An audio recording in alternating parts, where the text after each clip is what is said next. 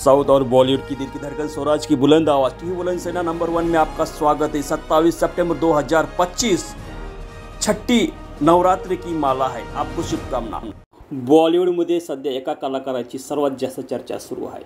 अष्टपैलू योद्धा असलेले संतोष कोल्हेपाटील हे बॉलिवूडमधून चित्रपट करणार आहे, ज्याच्यामुळे ते कोणता विषय घेतात, कोणती कथा घेतात यावर बरेचसे अवलंबून आहे। त्यांनी सुभाष घईंनाच थेट टक्कर देऊन टाकली। त्यांनी सांगितलं खलनायकचे पार्ट 2 आणा, खलनायक 2, सुभाष घईंनी खलनायक 2 ची घोषणा केली। त्यांनी परत सांगितलं राम लखन 2 आणा।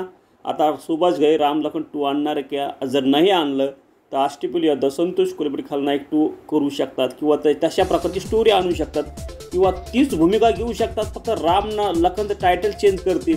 कारण संतोष कोल्हेपाटील पत्रकार आहे, संपादक आहे, अष्टपैलू योद्धा आहे, राजकीय नेते आहे, पक्षप्रमुख आहे, अभिनेते, कवी आहे, लेखक आहे आणि सर्व काही त्यांच्याकडे आहे। राम लखन 2 करता अनिल कपूर आणि माधुरी दीक्षित या दोन्ही कलाकारांना अष्टपैलू योद्धा संतोष कोल्हेपाटील पुन्हा विचारणा करतील, तुम्ही दोघं या चित्रपटात पुन्हा काम करणार का?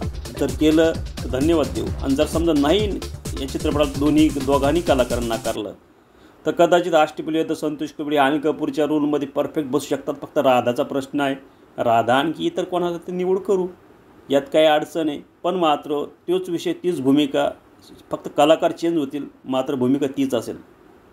बड़ा दुख देना तेरे लखन में, बड़ा दुख देना लखन मेरी नींद चुराई, मेरा मुश्किल कर दे। बॉलिवूडचे प्रसिद्ध डायरेक्टर सुभाष घई अष्टपैलू योद्धा संतोष कोल्हेपाटील यांचे चांगले मित्र आहेत। पण मात्र व्यवहारामध्ये, राजकारणामध्ये, चित्रपटामध्ये कोणी कोणाचं नसतं।